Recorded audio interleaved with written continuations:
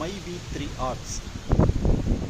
இப்போ நிறைய இடங்களில் பேசப்பட்டாலும் பரவலாக அரசியல் ரீதியாகவோ இல்லை அரசியல்வாதியாவோ இல்லை அநேக பொதுமக்களோ பேசாத ஒரு வார்த்தை. அதே போல் இது சம்மந்தப்பட்ட ஆளுங்க எப்போயுமே பேசிக்கிட்டே ஒரு வார்த்தை வந்து மை வி3 ஆர்ட்ஸ். எனக்கு அறிமுகமாகும் போது எங்கள் ஊரில் நிறைய பேர் மை வி3 ஆர்ட்ஸில் சேர்ந்துருந்தாங்க. நீங்கள் இது மாதிரி 2 லட்ச ரூபா போட்டு சேர்ந்தீங்கன்னா உனக்கு மாதம் வந்து 12,000 ரூபா வரும் அப்படின்னு சொல்லிட்டு என்கிட்ட சொல்லியிருந்தாங்க. அப்புறம் எப்படி என்ன ரூல்ஸ் அண்ட் ரெகுலேஷன் அப்படின்னு சொல்லி கேட்கும்போது, நான் இது மாதிரி கம்பெனி வந்து நான் நிறைய என் லைஃப்பில் வந்து பார்த்துட்டு வந்துட்டேன். ஆம்பே ப்ராடக்ட்டுலேருந்து இன்னும் நிறைய பேர் ஞாபகத்தில் இல்லாத நிறைய கம்பெனின்னு வச்சுக்கோங்களேன். இந்த கம்பெனியோட செயல்பாடு எப்படி இருக்கும் அப்படின்னு சொன்னால், இப்போ நான் வந்து ஃபஸ்ட்டு சேர்றேன், எனக்கு அடுத்து வந்து ஒருத்தரை சேர்த்து விட்றேன் அப்படின்னு சொன்னால் அவங்கள்ட்டேருந்து வாங்குகிற பணத்தை எனக்கு கொடுப்பாங்க. அதாவது அவங்க பொருள் வாங்குகிறாங்க பார்த்தீங்களா, அந்த கம்பெனியில் அந்த பொருள்லேருந்து வர்ற லாபத்தில் ஒரு சிறு தொகையை எனக்கு கொடுப்பாங்க. அடுத்து வந்து அவங்க வந்து இன்னொருத்தவங்களை வாங்க வச்சாங்கன்னா அந்த பொருள்லேருந்து அவங்களுக்கு கிடைக்கிற லாபத்தில் ஒரு சிறு தொகையை வந்து கொடுப்பாங்க. இப்படி தான் ரொட்டேஷனில் போயிட்டுருக்கோம். அப்புறம் அடுத்தடுத்த ஆள் சேர்றதை வச்சு தான் அந்த நிர்வாகத்துக்கு உண்டான வருமானமும் முதல்ல சேர்ந்தவருக்கான வருமானமும் வரும். இப்போ வந்து நிறுவனம் இப்படியே தொடர்ந்து நடக்குமா அப்படின்னு சொன்னால்,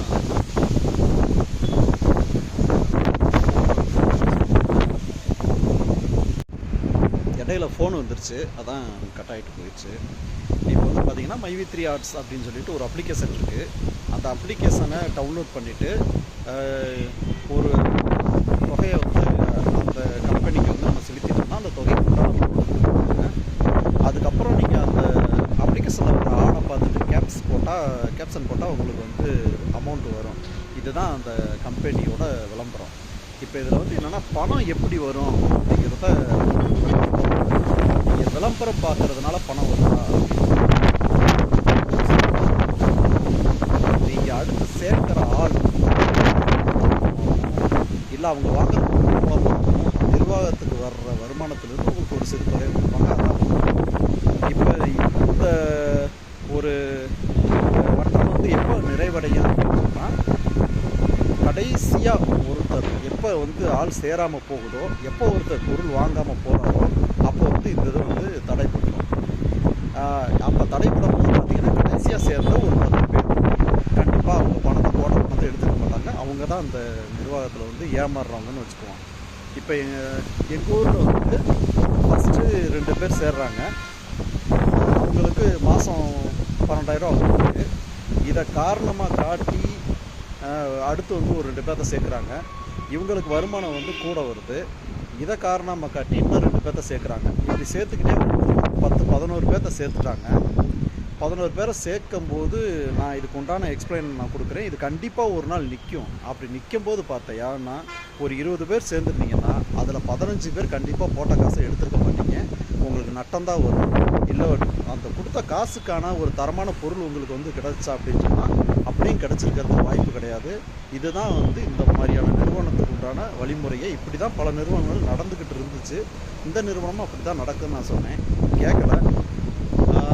நானும் தான் ஒரு 350 ரூபா போட்டு சேர்ந்தேன்னு வச்சுக்கோங்களேன்.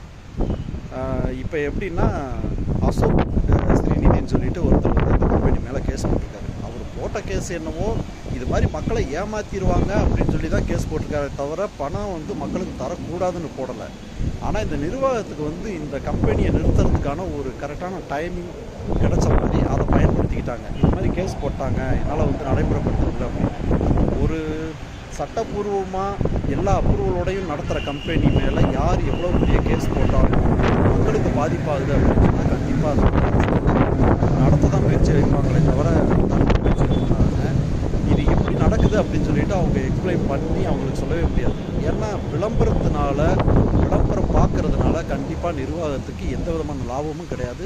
அதுக்காக உங்களுக்கு பணம் கொடுக்கறதும் கிடையாது. அடுத்தடுத்த ஆள் சேர்றதுனால மட்டும்தானே ஒழிய வேறு எந்த காரணமும் கிடையாது. இது தொடர்ந்து நீடிக்குமா அப்படின்னு சொன்னால் அதுக்கு வாய்ப்பே கிடையாது. ஏன்னா எவ்வளவு தான் ஒரு தரமான ஆட்சியை ஒரு அரசியல்வாதி கொடுத்துட்டாலும் 100% பேரும் அவனுக்கே ஓட்டு போட்டுருவாங்க அப்படின்னு சொன்னால் வாய்ப்பு இல்லை. அவனுக்கு எதிராகவும் ஒரு சிலர் இருப்பாங்க. அப்படி தான் ஒரு குடும்பத்தில் ஒரு அப்பாவை எல்லா பிள்ளைங்களுக்கும் பிடிச்சிருக்காது, 2 பிள்ளைங்களுக்கு பிடிச்சிருக்கும், 2 பிள்ளைங்களுக்கு பிடிச்சிருக்காது, 4 பேர் இருந்தால் எல்லா இலக்குமே அப்படி தான். ஒரு குடும்பத்திலே அப்படின்னா நாட்டிலையுமே அப்படி தான். அப்போ ஒரு தொழில் நிறுவனம் நடந்துக்கிட்டு வருதுன்னா 100% பேர் அந்த தொழில் நிறுவனத்தை நம்பிக்கை வச்சு பணம் கட்டி சேர மாட்டாங்க. அப்படிங்கும்போது ஒரு நாள் அது நிப்பாட்டும் போது கடைசியாக சேர்ந்த ஒரு எப்படி சொல்கிறதுனா ஒரு 100% பேர் ஒரு அந்த நிறுவனத்தில் சேர்ந்துருக்காங்க அப்படின்னா 30% பேர் ஏமாந்து தான் இருப்பாங்க, 30% எடுத்திருப்பாங்க. இதுதான் நிதர்சனமான உண்மை. இதை மக்கள் இப்போ வரைக்குமே புரிஞ்சுக்க மாட்டேன்றாங்க, அதுக்கு சப்போர்ட் பண்ணிட்டு தான் கிடக்குறாங்க. பணம் போடுறதுல எந்த விதமான தடையும் இல்லை. இதை அரசாங்கமும் தடை பண்ணலை, கோர்ட்டும் தடை பண்ணலை. விளம்பரத்தினால தான் காசு வருது அப்படின்னு சொன்னால் இப்பயும் மக்கள் பார்த்துக்கிட்டு தான் இருக்காங்க. கண்டிப்பாக அவங்களுக்கு பணம் போட்டுக்கிட்டு இருக்கலாம். இதை திட்டமிட்டு அவர் கேஸ் போட்டதை பயன்படுத்திக்கிட்டு இவங்க நிர்வாகத்தை நிறுத்திக்கிட்டாங்க. இப்போ இவர் சரண்டர் ஆகிட்டார். அடுத்து என்ன நடக்கும் அப்படின்னு சொன்னால் கேஸு ப்ரூவ் பண்ணிவிட்டு இது மாதிரி நிறுவனம் நடத்தினேன், இவங்க கேஸ் போட்டதுனால அடுத்து மக்கள் எனக்கு சேராமல் போயிட்டாங்க, அதனால் ரொட்டேஷன் பண்ண முடியல கம்பெனியை, அதனால் நான் இதோட நிறுத்திக்கிறேன், ஆனால் என்கிட்ட மக்கள் கொடுத்த காசுக்கு நான் அவங்களுக்கு பொருள் கொடுத்துட்டேன், அப்போ அவங்களுக்கு நட்டமும் கிடையாது அப்படின்னு சொல்லிட்டு அவர் நேக்க அந்த கேஸ்லேருந்து வெளியே வந்துடுவார். அப்புறம் இந்த விளம்பரம் பார்த்து சேர்த்து வச்சுருந்தது பணம் போடுறது கிடையாது. ஏன்னா இது அவர் ஒரு எக்ஸ்ட்ரா போனஸ் மாதிரி தான் சொல்லியிருக்காரே தவிர அதுக்கு வாக்குறுதி எதுவுமே கிடையாது. கொடுத்த காசுக்கு பொருள் நான் கொடுத்துட்டேன் அப்படிங்கிறதுக்கு மட்டும்தான் வாக்குறுதி இருக்குது. ஸோ எல்லா பேரும் கொடுத்த காசுக்கு பொருள் வாங்கிட்டீங்க, அதோட முடிஞ்சிடும். இப்போ நீங்கள் போட்ட காசு எல்லாமே அவருக்கு லாபம் தான், செம்மையாக செட்டில் ஆயிடுவார். எப்படின்னா 10 ரூபாய்க்கு விற்கிற மாத்திரையே 1000 ரூபாய்க்கு விற்றா லாபம் இல்லாமல் இருக்கும், 100 ரூபாய்க்கு விற்கிற சோப்பை 200 ரூபாய்க்கு விற்றா லாபம் இல்லாமல் இருக்கும். அந்த நிர்வாகம் இருந்துச்சு, யாரும் கேட்கறதுக்கு இல்லை. தயவுசெய்து நம்புங்க, கம்பெனி தான். இனிமேலாவது நம்பி திருந்ததுக்கான வழியை பாருங்கள்.